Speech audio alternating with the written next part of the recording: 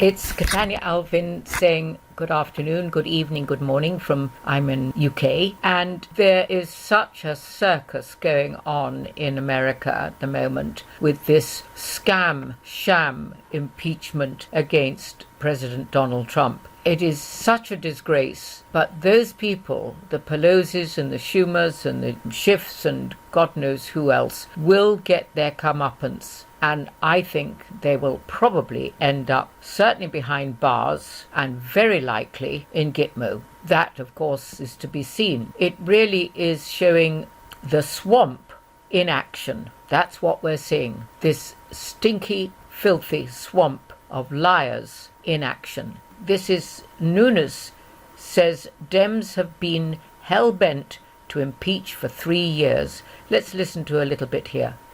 Whistleblower who wrote a fake report. I want to know what happened to the second whistleblower. What happened to the informer? Remember that, an informer. They all disappeared when I gave the transcript.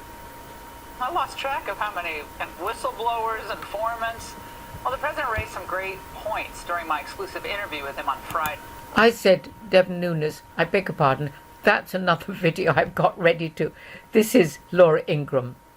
Oh no, that's she's got this here, unless I've got the wrong one. I have the correct one. This is it. So we'll carry on with Laura Ingraham at the moment. Okay. What happened to the person who launched this entire impeachment sham?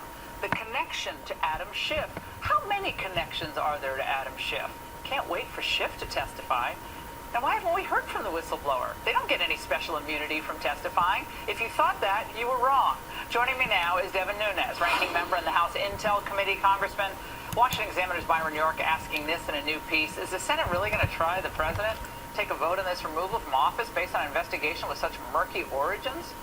How did this even get this far? They've been hell-bent to impeach for 3 years.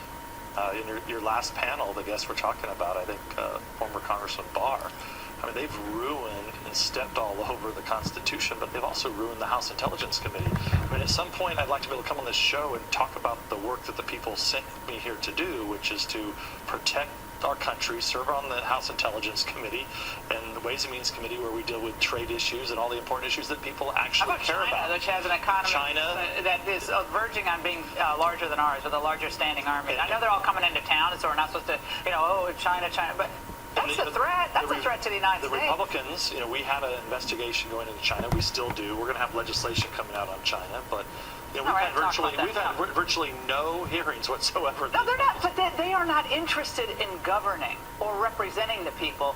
They're interested in the removal of the president. That's it. Now, I want to play something for you. This was Tammy Baldwin, Senator Baldwin, when the issue was raised of Hunter Biden. Speaking of witnesses we haven't heard from. Watch. The idea for a trial is to have witnesses who have knowledge about the articles of impeachment that have been sent over or will be sent over from the House. It's abuse of power, and it is obstruction of Congress. Hunter Biden really has no bearing on those things. No relevance, Hunter Biden. Well, clearly Biden has relevance, along with all the Democratic operatives that were doing exactly what they accused Trump of doing. They were over in Ukraine digging up dirt on Trump. You ask also about, about Adam Shiff. What's he doing? I mean, he needs to testify. Everyone's guess is tomorrow that he's going to be one of the quote-unquote managers that's going to be over in the Senate trying to prosecute this case. So what does he do? He puts on the case, then he walks over to the witness. Is there a witness stand? I don't even know how it's going to look. I don't know. Does he walk in? Hold on, let me put down this microphone and grab the mic. Go on the other side. Well, yeah, but he needs to answer questions because he's a fact witness. He's the one that first had interactions with the whistleblower. And then you take on top of this new. He says he's not a fact witness. He's on The View today. I know you saw it. We were sitting there with bonbons watching The View. Watch what he said. Oh, nice. Would you, if asked, be willing to testify if you were subpoenaed? Look, I'm not a fact witness, so other than mollifying the president, I'm not sure why the Senate would call me or Nancy Pelosi as a witness. Well, of course he's a witness. They just get away with this because the media is letting them get away with it. We still don't know how this whistleblower ever came to be, who on his staff that they talked to. We find out new things all the time, right? Like we just found out the other day that Mary McCord, former DOJ personnel had been advising the Democrats. We didn't know about that. Lev Parnas. And now, Lev Parnas is another thing. We got these notes of Listen. scribble, scrabble. There's so much. Do listen to it. It will be in the description box. So we go on to the next one. Right, here we've got Hannity, Ted Cruz, Nancy Pelosi impeachment circus is done. Is now with more. Texas Senator Ted Cruz is with us. But let me just start with an offbeat constitutional question. Happens to be in your wheelhouse, to your great credit. Now, my reading of the Constitution is pretty clear. Doesn't seem very complicated. The House of Representatives, they alone, not the Senate, have the sole power to impeach a president. Is that right, sir? That's right. And the Senate, they have the sole responsibility, constitutional authority to have the trial, correct? That's right. Nancy Pelosi got a little confused on that, but you're absolutely right. Okay, now help me out here. Why, and I love your idea, you're like the saving grace in all this, why would Republican senators, they're now supposed to hear the case, why did you impeach him? They're not supposed to enhance the case or make the case. Their job is to let them present the case, and then there is no case, then they should vote to acquit. Why are they talking about bringing in other people? Listen, I think you're exactly right. The good news is that the partisan circus in the House is over. Nancy Pelosi's circus is done. And we're not going to see the one-sided show trial that the House is engaged in for months and months and months. That farce is over. In the Senate, here's what I hope happens. I hope the Senate, I'm confident, the Senate will conduct a fair trial. That means we'll give the House managers an opportunity to present their case. We'll listen to what they have to say, but then we're going to do something that the House didn't do, which is... And this is what's happening today.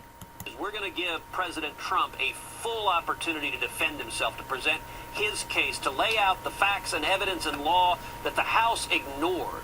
And once the president is able to defend himself, I am confident that the result of that is the president will be acquitted. And the reason is these articles of impeachment on their face are ridiculous. They don't satisfy the constitutional standard of high crimes and misdemeanors. And so we've moved out of Nancy Pelosi's world. It's why she delayed this for so long, because she knew that once the House no longer had it, that they wouldn't be able to put on a kangaroo court like they have. And instead, we're going to move in the Senate where I hope and believe we're going to follow the law, and that means we're going to acquit the president. The federal rules of evidence, I understand them. We'll have the Chief Justice of the U.S. Supreme Court, John Roberts. He will be presiding over this Shiff Sham show. Shiff Sham show. I'll put the rest in the description box, and do listen to it. It's not a long one, but I've just gone 2.5 minutes into a 6-minute clip. So the next one is Senator Graham Shred Schumer for trying to dictate impeachment rules. The impeachment sham is set to hit the Senate next week. Joining us now with a preview, Senate Judiciary Committee Chairman Lindsey Graham. Senator, you've had a good pulse on how this is going to go the whole time. We saw what happened in '99. I assume those rules will be adopted by Republicans. It was 100-0 back in '99. Right. Walk us through the process. How does this work? Well, the House will be able to make their case for 24 hours. Hopefully we do this in a couple of days. Then the defense team of the president will get to make their case based on the record established in the House. Then there'll be an effort to call witnesses or ask for documents. And I hope that nobody will be called as a witness, because every witness being requested by the Democrats were available to the House. They chose not to call them. Executive privilege applies to all these witnesses. So I'm hoping this can be done in about a week, and I predict a bipartisan acquittal of President Trump. Okay, so the issue of witnesses now is front and center before us. Right. And why, I don't know. I went over this with Senator Ted Cruz. Sole power to impeach is in the House. They've done it. They've done their impeachment. Sole power of the Senate to hold the trial. And presiding judge is the Chief Justice. That's John Roberts. Now, okay, they're bringing their case before the American people. I assume the president will have his lawyers and others make his case. Why would some of your colleagues in the Senate want to do the House's job, constitutional job? And well, I would tell my colleagues on the Republican side that Chuck Schumer is not seeking the truth. If you think Chuck Schumer is trying to find out what happened here, you're missing a lot. Chuck Schumer is trying to take back the Senate. He's trying to make the argument if you don't call a witness, you're trying to cover up for the president. The truth of the matter is that Chuck Schumer is willing to destroy executive privilege. I can only imagine what he would be saying if this were a Democratic president. Who is he asking for? The National Security Advisor to the president, his chief of staff, the Secretary of State, and the OMB director. 4 people essential to any presidency, and he could give a damn if Trump loses executive privilege. They just hate this guy so much, Sean. From the time he got elected to now, it's been an unending effort to destroy his presidency. We lost 5 seats as Republicans when we impeached Clinton.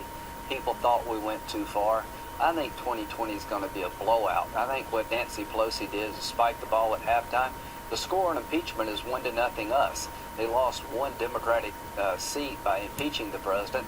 By the time the trial's over and we have an election in November, there's going to be a backlash. And let me tell you why. Most Americans jealously guard the right to pick their own leaders. And I think they're going to hold it against politicians who tried to take that right away. We're going to get the House back.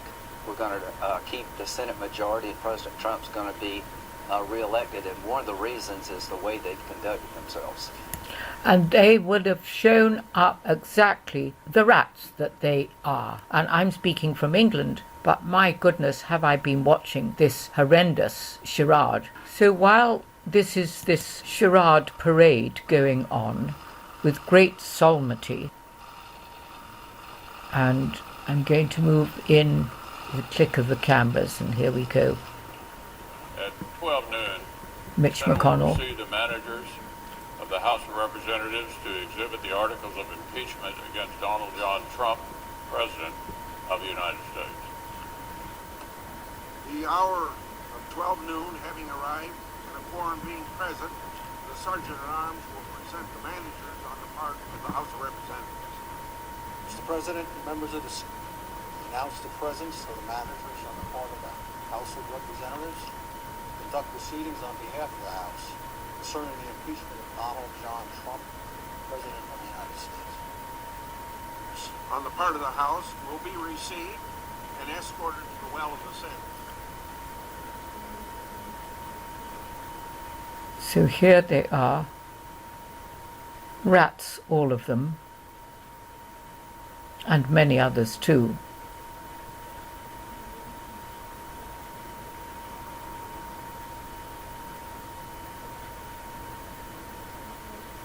The Sergeant-at-Arms will make the proclamation.